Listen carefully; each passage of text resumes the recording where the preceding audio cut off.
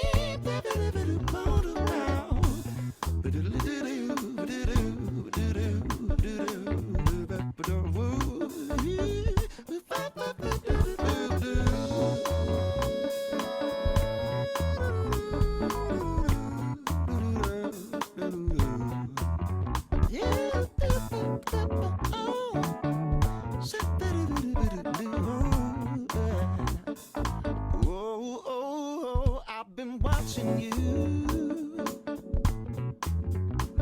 There's something about the way you move, baby.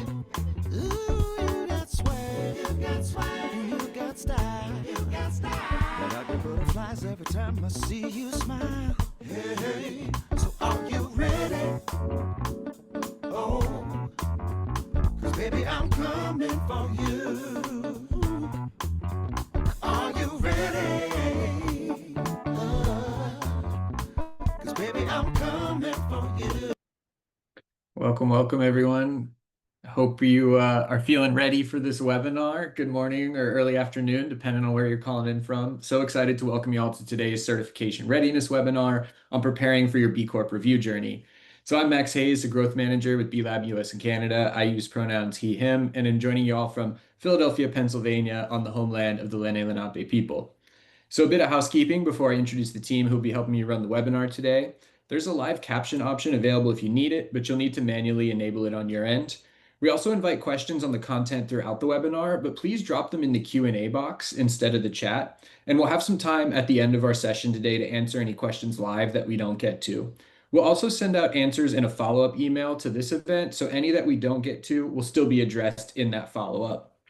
We may also drop some links in the chat, but please note that all the links will also be linked in the slide deck, which will be sent out after the webinar as well. But feel free to use the chat to introduce yourselves, connect with one another, and make sure that your chat is set to everyone and not just the event hosts. And so today I'm joined by my co-host, Carrie Ann Reeves, who is our Senior Associate of Growth here at B Lab, and she'll be presenting several slides and will also be helping out with the chat and the Q&A. And I'm also joined by my colleague, Kel, who will be helping us behind the scenes with our tech today. And I'm joined by you all who are calling in from all over the US and Canada. And we're so thrilled that you're on your B Corp journey and can't wait to welcome you into the B Corp community when that day comes. So first, I just want to set the context that this webinar is intended for folks who are already on their journey towards B Corp certification, and this is not a 101 session. So if you're brand new to B Corp certification, this content is likely not going to meet you where you're at. However, we do have some great introductory resources. So first, we have our free on-demand course called Becoming a B Corp, provides a great overview of the certification process and requirements. We also have a separate webinar called the Purpose Meets Profit webinar, very introductory, help folks understand the core requirements and the business value associated with certification. So just wanted to call those out. Feel free to share with anyone in your network, but if you're brand new, this content today may not be meeting you where you're at. Also want to call out specifically that this webinar is intended for new B Corps, not companies going through the recertification process. So if you're looking for some recertification report, we actually have a separate webinar series called Recertification 101 and 102, run by our recertification manager, Zach. But today's session is really going to be focused on companies who are pursuing certification for their first time. And we're really focused on giving you all the information and resources you need to be successful in your first B Corp review journey. And so before we dive into our agenda for the day, we'd love to start off with a quick poll and just ask folks who thinks they're ready for B Corp certification. So how are folks feeling right now in time? Okay, perfect. Answers are rolling in. Give everybody one more moment here. Nice. A few more seconds. Almost got everybody. Perfect. Why don't we go ahead and share these results? We have a good diversity on the call today. So we have 37 folks saying, yep, they're ready, just here to make sure they got their stuff together. A few saying no, trying to figure out what's going on. And the majority of folks maybe not sure. So I appreciate y'all taking the time to answer that poll. And again, our time today is really going to be focused on making sure that you have the knowledge and resources to know whether or not you're ready and to be as prepared as possible. So we'll be asking you the same poll again at the end of our time today, and we'll see if we can shift some of those maybe or unsures or nos over to yeses. So we'll keep going on for our agenda. Here's how we're going to spend our time together today. So we're going to start with covering the importance of being ready. We'll go through some really core requirements of certification, some of the nuance associated with the legal requirement, eligibility, track selection, and then a big part of the webinar will be focused on scoring and impact business models, which can be a particularly complicated part of the certification. We're also going to save time at the end to do a live demo. So I'll walk you through the B Impact Assessment, highlight some of its core functionality, additional resources, and give you a little bit of insight into what the review process will look like once you hit that submit button. And then we'll try to save some time at the end to elevate some questions live. Okay. So I just want to ground folks and remind everyone that B Corp certification is really about more than just getting a seal of approval to use in your branding. It's really about joining a global community of leaders that are accelerating a culture shift to redefine success in business. And so our mission at B Lab is to foster and build an inclusive, equitable, and regenerative economic system for all people and the planet. And I'm really proud to say that today there are over 9,500 certified B Corps that represent more than 850,000 employees across over 100 countries and industries, but they're all rallying around one unified goal of wanting to operate as a force for good. And so here's a snapshot of the B Corp community here in the US and Canada. And as you can see, a lot of different companies from all sorts of different industries. And I really think it's the diversity of the B Corp community that really makes it so compelling and resilient and helps accelerate the culture change that we're seeking to create. It's also important to note here that while many of the companies you see are larger companies, ones that you might be more aware of, the vast majority of B Corps are small to medium-sized enterprises making less than 5 million a year in annual revenue. And so since this session today is not a 101, we won't be diving very deep into the core requirements for certification or how to get started on your B Corp journey, but just want to set a quick reminder that every B Corp must get a verified score of at least 80 points in the B Impact Assessment. You must adopt a legal framework that allows you to consider all stakeholders in the decision-making process, and you must make your score transparent on your B Corp directory, as well as disclose any material risk identified during the review process. But today we're going to really highlight on the focus in on the highlighted portion here with the orange box and making sure folks know when are they ready to hit submit, how to hit submit, making sure you have clarity on the timeline for meeting that legal requirement, and then also some of the final steps of the review process and finalizing your review. So let's just jump right into the importance of being ready. And I think one of the best ways to do this is to go through some of the common snags that we see. So I've been with B Lab for about 4 years now, and I'm proud to say that we've really seen this number turn around. But on average, still about 45% of companies that submit their assessment for review don't actually certify. And we've been developing a lot of tools, resources, things like this webinar to help folks make sure they know if they're ready to hit submit and be successful on their first time around. So I'm going to go through each of these and just want to touch on them to shed some insight on some of the common reasons we see why companies aren't successful. So first up, we have having no designated beekeeper to lead the process. Like any good project, you want a solid project manager, somebody who's making sure deadlines are being met, holding the team accountable. And so we use the term beekeeper to kind of connect that project management role to the certification. So hopefully you have a couple other folks supporting you. If it's just you, that's also pretty common. But it's really important to have one person who's that beekeeper, that person who's logging in regularly, making sure deadlines are met, holding other folks accountable, pulling other folks in as needed when documentation has to be gathered, things like that. So really important that you have somebody leading this process and making sure key milestones are met.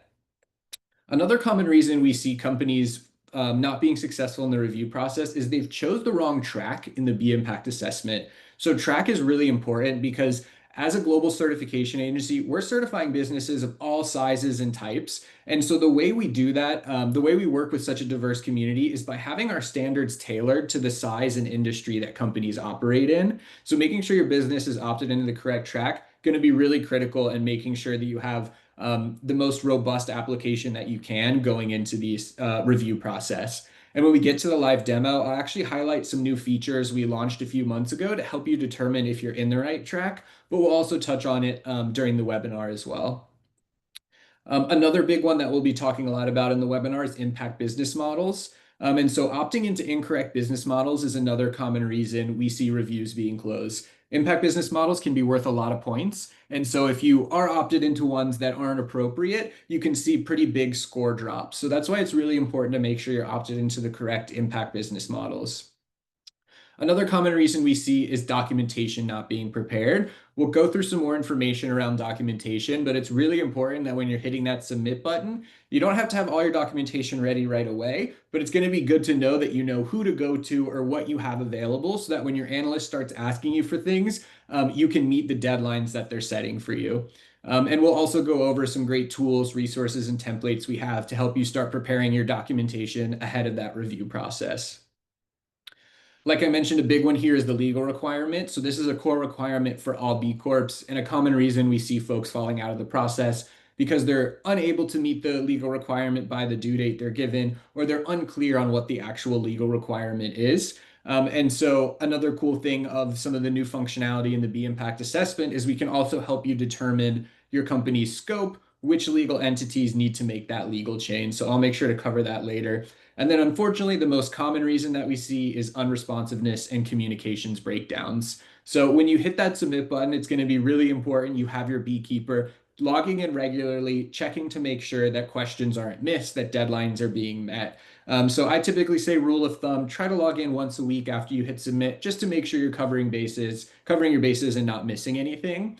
But if everything is working perfectly, you would get a notification which would send you an email when your analyst leaves you a comment. So there are lots of systems in place to help make sure you are notified when your analyst leaves a comment. But we all know things happen, spam folders, filters. So I think it's really important you have your beekeeper checking in once a week just to make sure things are moving along smoothly. So those are really the common snags that we see. Like I mentioned, we'll be diving into the few of these topics in more detail as we go through. And so I'm going to kick it over to Carrie Ann to start us with the legal requirement. She'll also touch on some other pieces like scope, eligibility, and track, as these are really core parts of the B Corp journey and want to make sure you have clarity on them before you go ahead and hit that submit button. So off to you, Carrie Ann. Great. Okay. So first off, we're going to talk about stakeholder governance and what that looks like in the B Impact Assessment itself. So if you're wondering what does that concept mean, for our purposes in B Corp certification, this refers to a company adopting a legal structure that supports decision-making that is in the interest of all parties affected by the company and its actions, not just those that have financial investment in the company.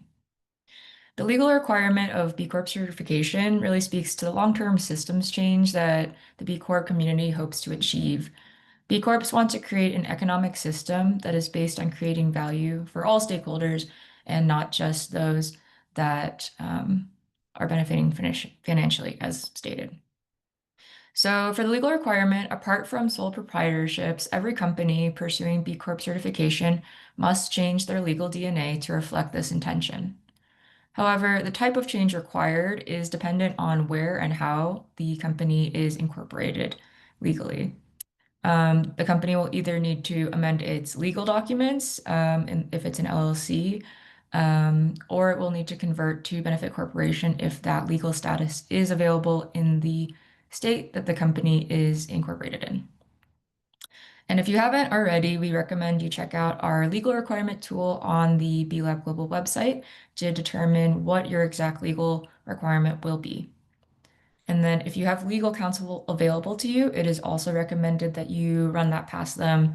They may not be totally familiar with the benefit corporation structure or the amendments, but it is always just good to have a second look. And then it's also important to note, lastly, that companies with 50 employees or less must meet the legal requirement before they are able to officially certify. Those with more than 50 employees are able to have a grace period, which I'll talk about later.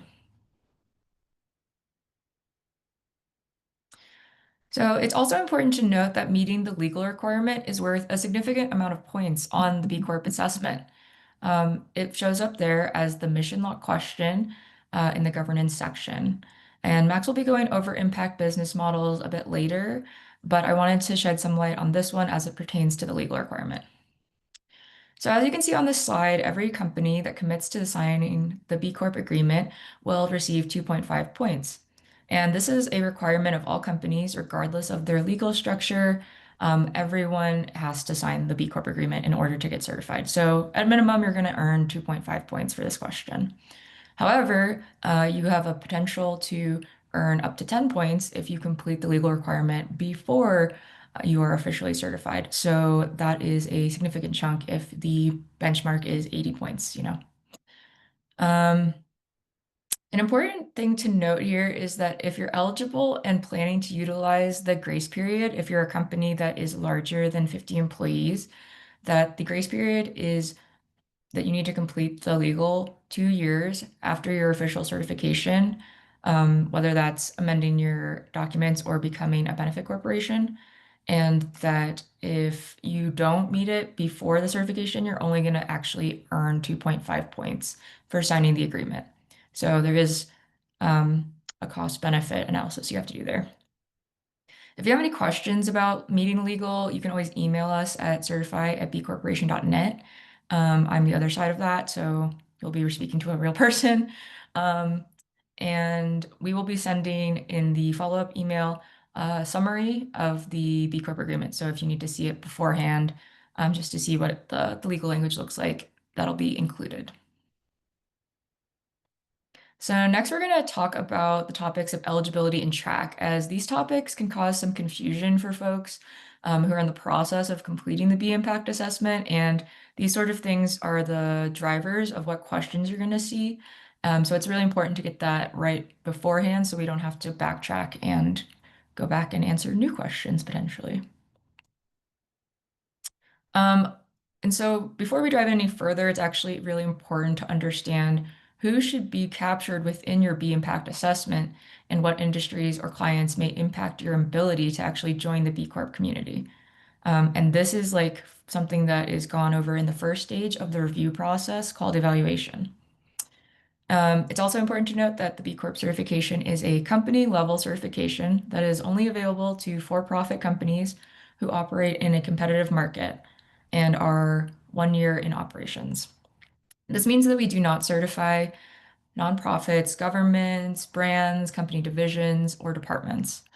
And a critical component of determining your eligibility is understanding which entities you're trying to get certified and thus which entities need to be represented within your B Corp assessment. We commonly refer to this as the scope of your certification. If your company is just one entity and has no related entities, this is a fairly straightforward to determine process. However, if you have a parent company or if you want to certify as an entity that has wholly owned or majority owned subsidiaries, those entities will likely need to be included within the scope of your certification and assessment. And so you have to consider those things when you're answering the questions. So once you've determined the scope of the business you're trying to certify, you'll want to make sure all relevant entities are eligible for certification. It's important to note that the certification assesses a company's potentially negative impacts separately from its positive impacts, and the points that you earn on the assessment will only be tied to your company's positive impacts. And when you're pursuing certification, your business will need to be reviewed for any potentially negative impacts through what's called the risk standards. And these standards are additional minimum requirements that companies operating in industries or practices with potentially negative impacts must meet in order to be eligible for certification. There's a list of controversial industries that can be found on the B Lab Global website. And if your company directly operates in any of the industries that are listed on that website, we strongly encourage you to review the PDF that is associated with each industry as it provides the exact risk standards guidance. So if your company doesn't operate directly in those industries, but it does have clients in the following industries, you may need to undergo a more in-depth risk review that could result in additional requirements to certify as a B Corp, or you may be deemed ineligible for certification at this time. So it's really critical to make sure you've read through this list and make sure that you're eligible from the get-go. The eligibility will be based on the involvement with the given industry and then determined by internal review committees. And then importantly, for companies who are generating more than 1% of their revenue, annual revenue from a client in an industry that is deemed ineligible, those companies are actually not eligible for B Corp certification at this time. So please see the Companies with Clients in Controversial Industries webpage, again, on the B Lab Global website for the exact pathways of eligibility. So now we know that the B impact assessment measures your positive impact, but you might be wondering, how does B Lab compare the performance of a large multinational corporation to a sole proprietor and across industries and regions of the world, as this is a global network and certification? So this tension is addressed by going through various tracks on the assessment, which tailors the assessment to the size, sector, and industry and location of your company. This helps ensure that you get questions on the assessment that are relevant to your business, as opposed to ones that may not be pertaining to your specific business model. So as mentioned, your track is based on three components: your company's size, your sector, and your location. Making sure that you have input these accurately from the beginning is actually such a hurdle slash, if you get it right the first time, it's a lot more smooth in the later process. So it's essential that you have opted into the right track, as it not only affects the scoring methodology, but also the questions you're going to see. Also, it's important to note that the size of your company is referring to the employee number count based on a full-time equivalency calculation. And if you're unfamiliar with that concept, there is a knowledge base article that explains how to determine what makes someone full-time for the purposes of certification.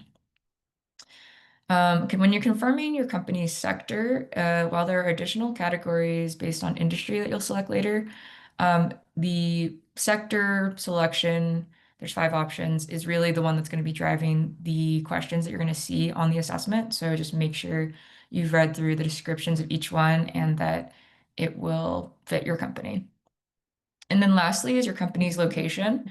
So it might be natural to think that the country where your business is incorporated is what country that you should list as your company country of operations, but B Lab actually defines the country of operations as the one where the majority of your workers are located.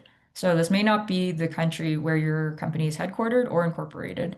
And the country of operations that you select will determine if you see a developed global, or emerging market version of the assessment. So for the next section, I'm going to pass it back over to Max, and he's going to talk about scoring and impact business models.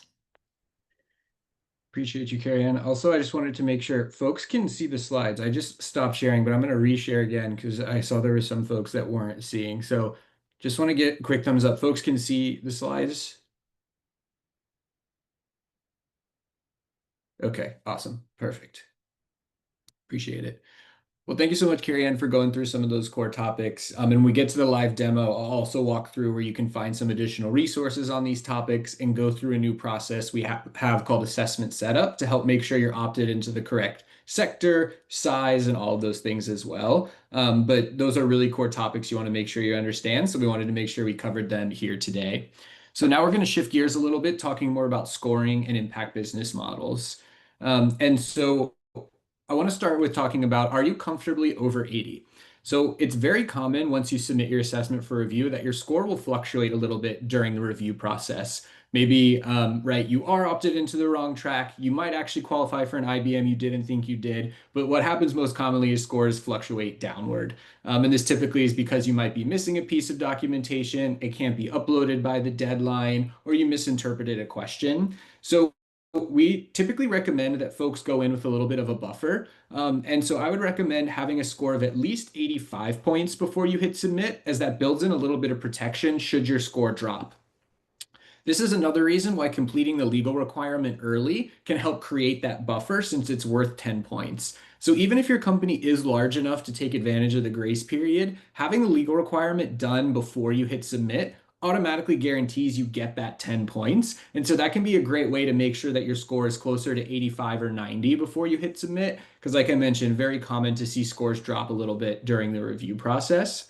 If your score does drop below 80 during the review process, you may be offered a short improvement period, no more than 90 days, to work on improvements. But if your score, let's say, drops to like a 75 or lower, it's likely your analyst would not offer you an improvement period and would just close your review so that you could resubmit once your score gets back up to 80. So it is important to note that if your review does get closed, you're always welcome to resubmit. We just ask that you wait 90 days to go back, update your assessment, and get your score back up to that 80, ideally 85 points before you hit submit. So just wanted to make sure I covered that, as it is very common for scores to fluctuate during the review.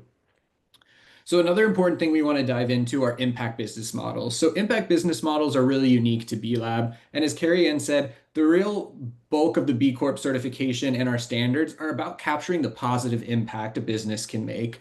And so as Carrie Ann mentioned, a lot of the negative impacts are assessed separately in your assessment. An impact business model is something B Lab designed to help capture the unique positive impact that a business model or service has. For example, thinking of a product that's made with recycled input materials.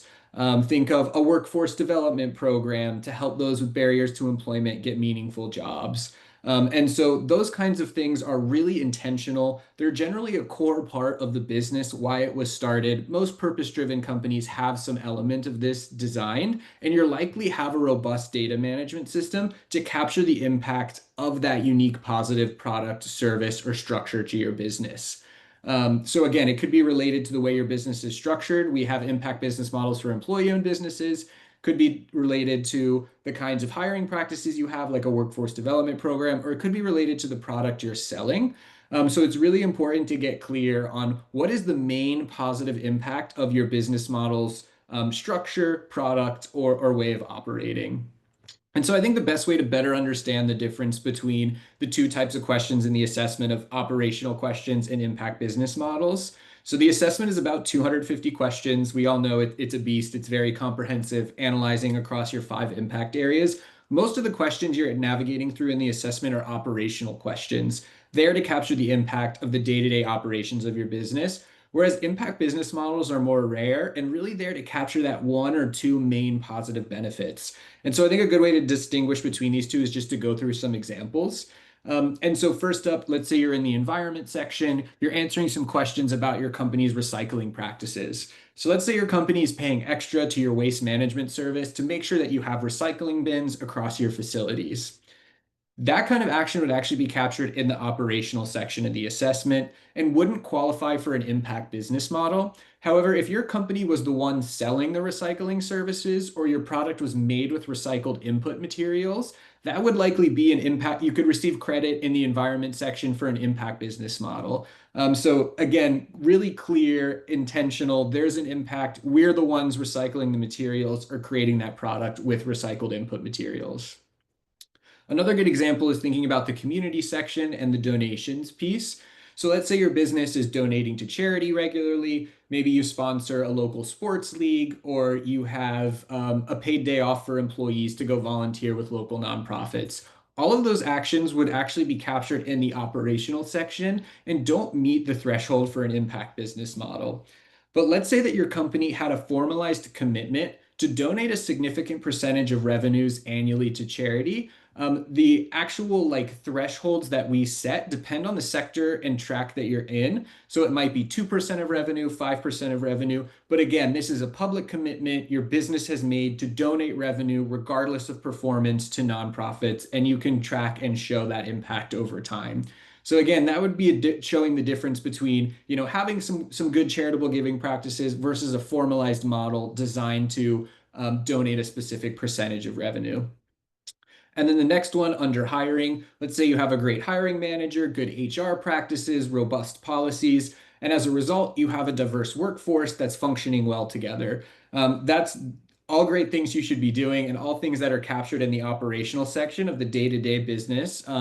But let's say that your business has developed a formalized workforce development program to target unique individuals with barriers to employment. So maybe those who have been justice impacted, maybe those who are immigrants, things like that. And so, again, this is a very intentional program, additional resources for these employees, and you likely have robust data to report out on the training delivered and the impact that it's had on this segment. So, hope those examples provide a little more insight into what is the difference between operational impacts versus impact business models. And so here you can see all the impact business models that are available to you. And as you can see, they're lined up in the same way the impact areas are. Carrie-Ann's already covered the only governance impact business model, which is mission lock, which is all about that legal requirement. And then you can see all the other ones available here. It's important to note some of these will only be available if you operate in an emerging market. But just wanted to make sure everybody knew what the impact business models are. You'll also see we have a great link down here on the IBM documentation tips. So there are additional resources to help you start gathering documentation around those. But once you hit submit in evaluation, you'll work with an analyst who will help you start to gather those documents and fill out templates to capture the impact of your impact business model. Another important thing is that it could be possible that you're double counting your impact across multiple IBMs. So we know we work with a lot of innovative businesses. There are great entrepreneurs out there trying to solve really complicated problems. And as a part of that, you might be thinking, well, my service does this in the environment, and this in the customers, and this in the community section. But it's really important for impact business models that we're capturing the one main impact of your business. And it's important to note that a lot of the scoring methodology behind impact business models is proportional to the amount of revenue being derived from it. So if we go back to that example of, let's say you're selling a product with recycled input materials, we would want to be capturing all of the revenue from those products made with the recycled input materials. So let's say you're selling some products that don't have that, you cannot attribute that revenue to this impact business model. So let's say you're filling out the assessment and you have opted yourself into a couple impact business models. If you're entering the same revenue number in all of them, that's probably a good flag that you're actually double counting the impact. And you're going to want to go back and think through what's the main verifiable positive impact that my product or service is creating. And so I have an example here to help drive home this concept. So let's say if, for example, there's a nursing school that offers educational courses and they decide to become a B Corp. So they'll be filling out the assessment and they'll say, hey, we're offering educational material to our customers. So I think we qualify for the education IBM. They might also say, hey, we're also providing health services. We think we qualify for the health and wellness IBM. However, it's very likely that this company would only qualify for the education IBM because in this case, the product or service is an educational course. So the user is educated in the health field. However, a secondary impact would be then that user or customer may or may not decide to go on to use that education to deliver health outcomes. So again, like that example highlights that we can't capture the secondary potential impact that your service may or may not have on its customer. So that's a good example to show, while that impact is true, those students may go off to become nurses and help people. We wouldn't be able to capture that impact because A, it would probably be very hard to measure, and B, it's not a revenue generating part of your business. So that's like another really important piece to understand. And again, if you do have specific questions about this, you're always welcome to reach out to us at Certify@. I also host office hours every Thursday where you can come talk to me live and we can work through some of this nuance together because impact business models are very unique to the specific business and industry that you operate in. So don't hesitate to reach out if you have any questions on impact business models. So now that we've kind of gone through some scoring impact business models, I want to make sure we cover the review process itself so y'all know what to expect and have a better sense of what's going to happen after you hit that submit button. All right, so here's a big complicated image and graph, but I really wanted to make sure that y'all could see the full process that happens from submit to certification. So if we start all the way on the left, how to submit your assessment for review, we have an article linked there. I'll also make sure to show it when we get to the live demo here in a moment. But once you hit submit, you're going to have two tasks. You'll pay your one-time submission fee, and then you'll sign not the B Corp agreement, but the B Corp statement, which is essentially about making sure the data you've entered is accurate to the best of your knowledge.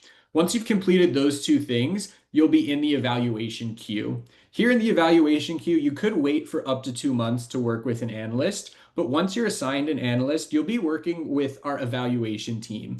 And so like Carrie Ann mentioned, our evaluation team is going to do a high-level quality check. So are you in the right track? Have you picked the right IBM? Are you eligible? Is your scope correct? So we really want to make sure before we move you on to the next stage that we've got those high-level pieces down. Typically, this takes about a month, and the whole review process is happening in the exact same platform that you've already been working on. And I'll make sure to show in the live demo what it looks like once you hit submit and how the communication will occur.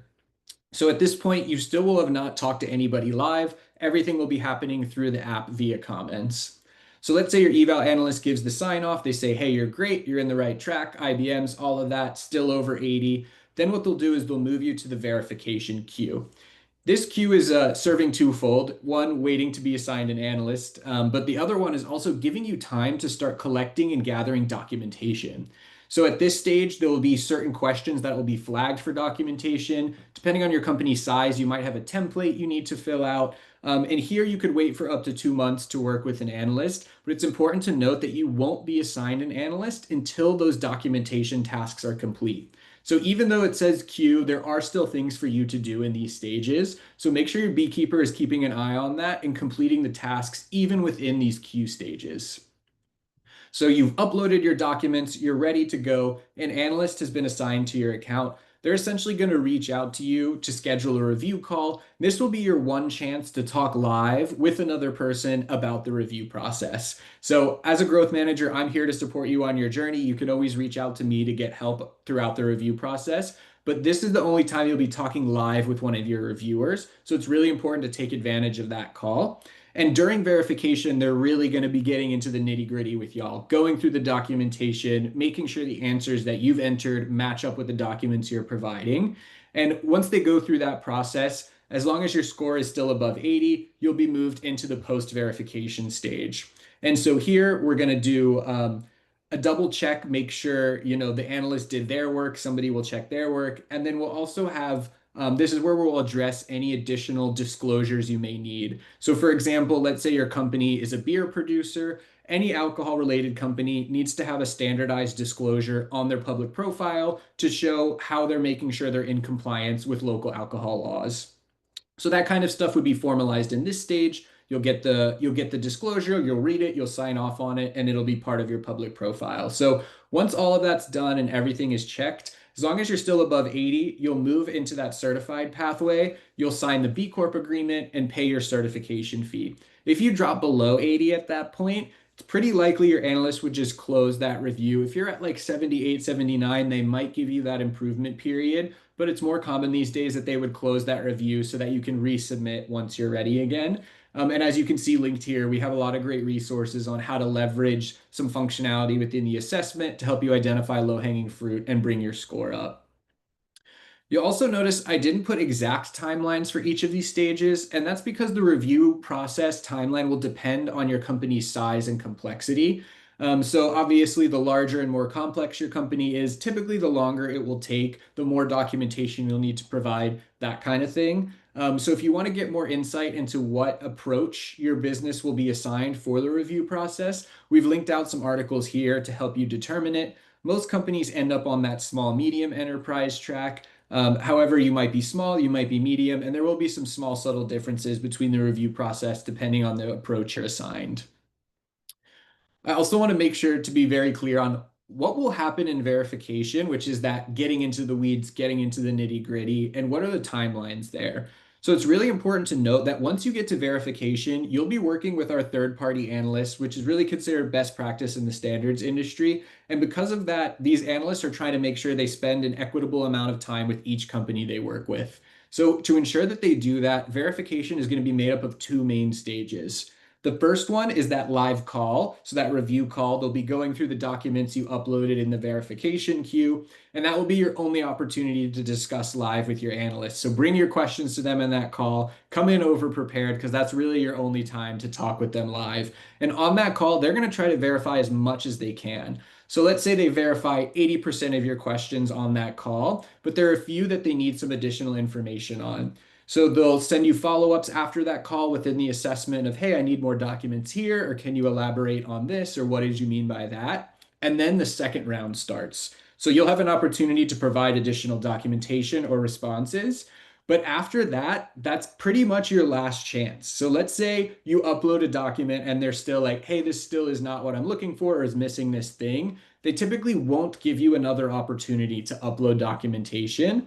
And so that's why it's really important that you have your documentation ready to go and that you ask questions in that first round of review if there is any uncertainty remaining. Because after they've done that second round of checks, if your score is below 80, they'll go ahead and close that review. If it's above 80, even if there are more points on the table you could have, for the sake of equity and time, they're going to need to keep moving you through that review process. So just wanted to make sure folks knew verification is going to be a little more strict when it comes to the deadlines and due dates.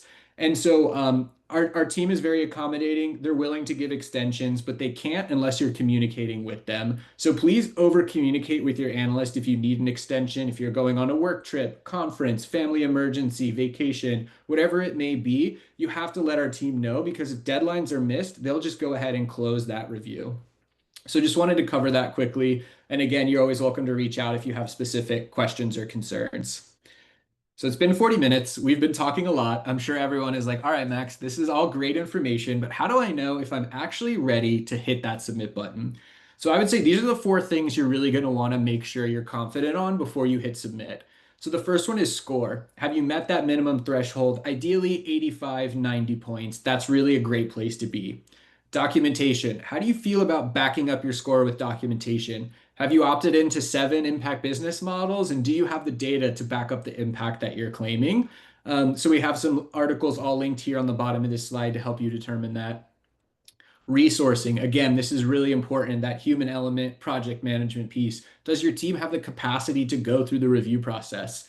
The whole process itself takes 4 to 6 months to complete, maybe a little faster if you're smaller, maybe a little longer if you're bigger. So it's really important that you have that beekeeper, somebody who has the capacity to check in regularly and make sure deadlines are not being missed. And then the last one, are you clear on the core requirements and have you reviewed the fee structure associated with certification? So making sure you're eligible, making sure you're prepared to pay that certification fee if you're successful in the review process. So if you can answer yes to these 4 things, you're in a great place and I think you're ready to hit that submit button. We also have some additional insight here into documentation. So a good rule of thumb is if a question is scoring a point or more, it's pretty likely you might be asked to provide some documentation on it. If you know you're in a controversial industry or serving clients in controversial industry, please be prepared to provide additional insight about that. Also, like I mentioned, when you enter the verification queue, your verification report will be populated. Series of questions that will be flagged where you're going to need to upload comments or documentation to help the analyst better understand why you answered the way you did. And then for companies that are on the small medium enterprise approach, we actually have a standardized documentation document called the initial verification template. And that's going to ask you information about your suppliers, facilities, and employees. And so that's something you could actually start working on now, is publicly available and linked here in the slides, and you can also access it through the knowledge base. We even have a great video of one of our analysts walking you through how to fill it out and navigate that. So you're always welcome to get started on documentation before you hit submit. I think it's a great idea, but the way our review process is structured, you will have time built in to gather some documentation. But again, you want to make sure you're sticking to the deadlines your analyst is setting. And again, you won't be able to progress through the process if you're not able to upload documents. So that's another reason we can see the review process stretch out. So now I want to shift gears to our live demo and highlight some key functionality within the B Impact assessment. So for folks who might have been, B Corp journey is a long journey. I'm sure many of y'all have been working on this for several months already, but I want to make sure I call out that if you haven't logged into the assessment in a while, it might look a little different than previous. So I think it's back in March, we launched what we called the B Impact platform now. And this is because we've launched a new set of standards that will be going live in 2026. And so when you log in, there's a new interface for our B Impact assessment. And I want to make sure to walk y'all through some of the new functionality. So now when you log in, you'll be brought to this homepage. You can see your next steps. You can access reports. You can explore the new standards we recently published. You can see your progress on the assessment. And so I'm just going to walk through the toolbar here on the left. So the first thing under measure is the B impact assessment. So this is what you're familiar with. If it has been some time since you've logged into the BIA, but everything is still here, exactly how it was before. It's just the layout's a little different. So if you go to the B impact assessment and hit the question filter, you'll be brought right back in where you can see all 250 questions across the whole assessment. If you're not familiar with the question filter, highly recommend playing around with it. It's a great way to navigate the process. You can filter to specific impact areas. You could look at your IBM questions.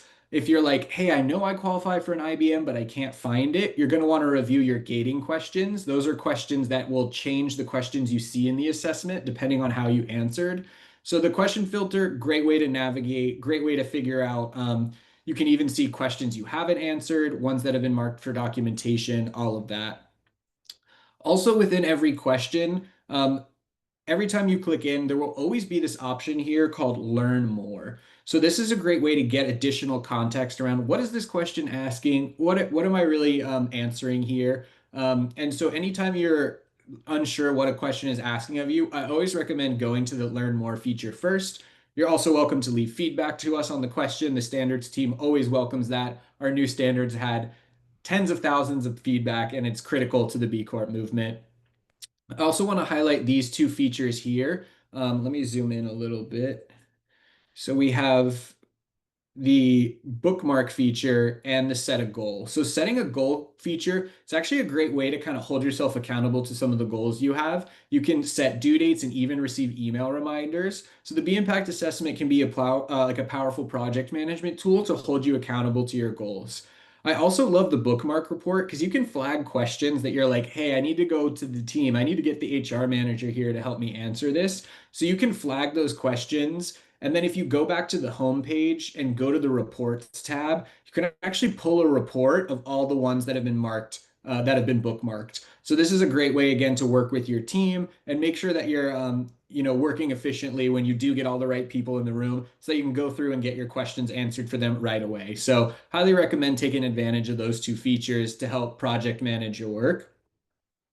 And then so another thing I wanted to highlight is, so let's say you're going into the assessment, you're working on figuring out your full-time worker number. Let's say you're like, wow, I still don't know the calculation B Lab is using to determine the full-time equivalency. You'll notice there's this Get Help button here in the bottom corner, and this will connect you directly to our knowledge base, which is our receptacle for additional articles from our standards team. You can find everything from, estimates on the review process, or let's say you're looking for the full-time equivalency calculation. You can even find an article specifically walking you through how to make that calculation based on the workers you have. So if you're struggling to understand a question, learn more. If you're struggling to actually answer it or still are lost, I recommend going to the knowledge base. Okay, so then going back over to the left side here under measure. So you have your B impact assessment. We also always have what's called the SDG Action Manager. So that's essentially mapping the B Corp standards to the UN Sustainable Development Goals. It's not a mandatory part of certification, just another way to look at our standards through the lens of the SDGs. So if that's something your company is interested in, you're always welcome to utilize that. You can also see your assessment history here. So now if we move down to the certify tab, here's what will be important for y'all who are getting ready to hit submit and also to cover some of that new functionality I mentioned. So under the certification overview tab, we have a new process that we're calling the assessment intake or assessment setup. So this is not mandatory for those folks who have already created accounts, but for the new people logging in, this is a mandatory process. And essentially what it's doing is it's going to walk you through, okay, what does it take to be a B Corp? What do you need? And when you get to setup, here it'll actually start taking you through a lot of the topics we covered today. So what are those core documents you're going to need to gather in order to fill out the assessment and go through the review process? Carrie Ann already covered kind of some of the importance of scope which legal entities need to be included? Does my parent company need to be involved? Does my sister company need to be involved? So that's covered here through the eligibility and ownership section. Series of questions asking you about your business to help you get that scope and track together. So yeah, that's right here. Next, we have customizing your assessment. So that's your size, sector, and location. So it'll ask you questions to help make sure you're opted into the correct size, sector, and location.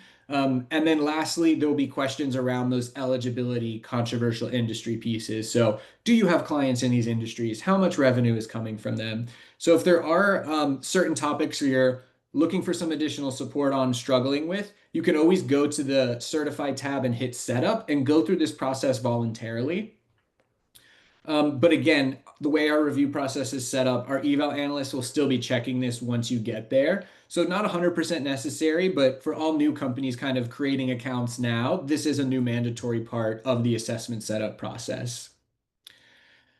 So for folks who are like, where is the actual submit button? This is a common question. So under the requirements tab under certify, you'll actually see the things you need to do before the assessment will let you hit submit. So the submit button is right here in the bottom right corner under the assessment review box. And you can see here are the things that I still need to do before the assessment will let me hit submit. And so if you're struggling, I think I filled it all out. What am I still missing? Make sure you go to the requirements and you can see exactly what you need to do. And it'll even bring you into the certain parts of the assessment that you still might need to complete. You can even see what your fees will be. You can apply for discounts. So there's a lot you can do here on this requirements tab. And then, like I mentioned, our new standards have been published. Companies won't be certifying on them until sometime next year. But if you want to start reviewing them, benchmarking your business against the new standards, you're welcome to do that. So that new functionality is here under the self-assessment tab. One other important thing I want to highlight is the in the top left here, we have you can see my initials next to the notifications window. And now what we used to call company details is now managed here under the manage account setting. So if you need to add team members, if you need to take team members away, it's important to note you'll need to go to that settings tab to then add or remove team members. So just wanted to flag that for folks who maybe haven't played around with the new setup or aren't as familiar with it. And then I'm going to actually switch tabs over here to show y'all what it will look like once you hit submit. So under the certified tab, there will be this reviews tab. Once you hit submit, this reviews tab will be populated, and this is where your actual review will occur. So you'll go in and you can see the various stages of the review process. Here, let me zoom out again. You can see the various stages of the review process. So once you hit submit, you'll be here in the evaluation queue and you can see what's coming down the road across those various stages. And so, like I mentioned, all of the communication will happen here within the assessment. So you'll see B Lab staff and analyst will leave you a comment about what they're looking for and what they need. You'll go in and leave a response. Here's my legal documents. Please let me know if they're accurate. And you'll just hit send, and that'll automatically reassign the task back to your analyst. So make sure to pay attention to the due dates for tasks, as those will be really important, especially once you enter that verification stage where the bulk of the review is happening, and it's happening over those 2 rounds. So making sure you're hitting these deadlines for verification will be really important. Okay, I see we are running close on time. Carrie Ann, how are we looking on the Q&A? I wanted to cover a few other things, but if there are questions, I'm happy to pause here and we can jump over to that. Yeah, there's pretty good questions coming in, but Cool. if you have like 1 more minute of demo, I think that's fine. Cool. So I just wanted to highlight 2 other things real quick for y'all. And again, this will also be linked in the slides, but this is the B Lab US and Canada website. A lot of great resources on here. We have what's called the resource library. So I'd recommend going here if you still can't find what you're looking for in the knowledge base. So we have templates for employee handbooks, supplier sustainability surveys, all sorts of things. So just wanted to call out the resource library, another great tool for y'all. And then B Lab Global's website. So this is where you can access things like the risk standards and topics like that. So just wanted to cover those things for folks. But again, in a moment, or when you get sent the slides, you'll see all of this is hyperlinked in the last 2 tabs of the presentation. So it'll all be there again for y'all to reference later. Cool. Well, Okay. we're going over all that, Max, and it looks like we have around 5 minutes. for some Q&A, which is great. Again, if you have any questions, make sure you're dropping them in the Q&A function. That way we can order them and also have them recorded for response later on in the follow-up email. So a couple questions here about, is December 31st, 2025, the cutoff for submitting on version 6? Unfortunately, we don't have clarity yet from B Lab Global when version 6 will be retired. I would say for a good rule of thumb is to set an internal goal of hitting submit by the end of this year. Because we don't have clarity yet, it might be different due dates by region. It might get pushed well into 2026. But if you know you're committed to going through certification and you're getting ready to hit that submit button, highly recommend setting an internal goal of hitting submit by the end of this fiscal or this calendar year, just to 100% guarantee that you're going to be verified against version 6, which then gives you 3 years to then meet the new standards. Yep, definitely rule of thumb, just try to get it in as soon as you're feeling ready and it's possible because um, we'll likely, yeah, get to you a lot sooner as well.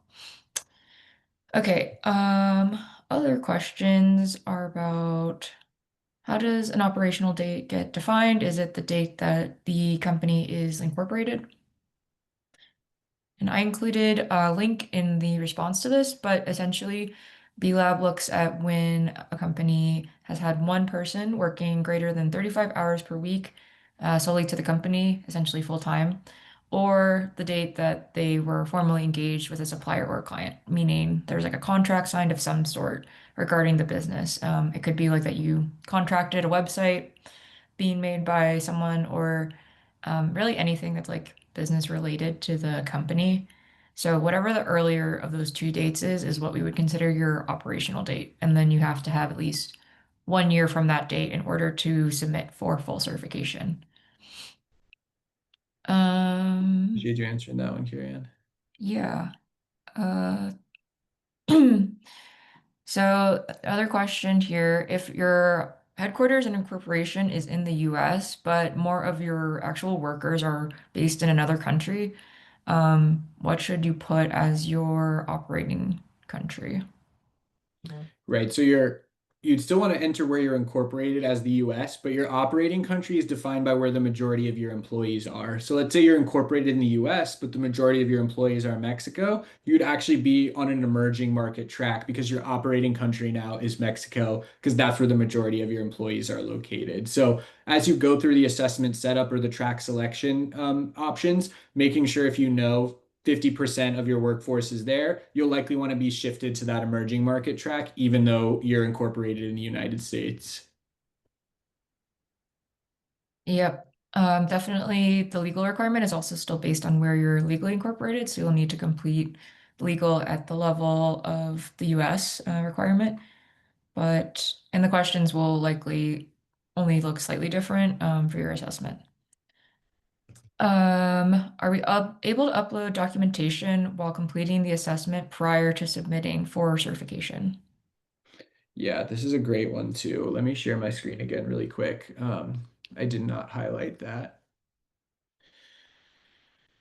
Um, Also, before we run out of time, Kel, will you pull up our poll again? Before everyone starts running away, I want to make sure we get our closing poll data. So while I'm pulling this up for folks, if you wouldn't mind answering that same question we started off with, um, how are folks feeling now? Do we have some more clarity? Did we move some of our maybes or unsures to a yes or to a no?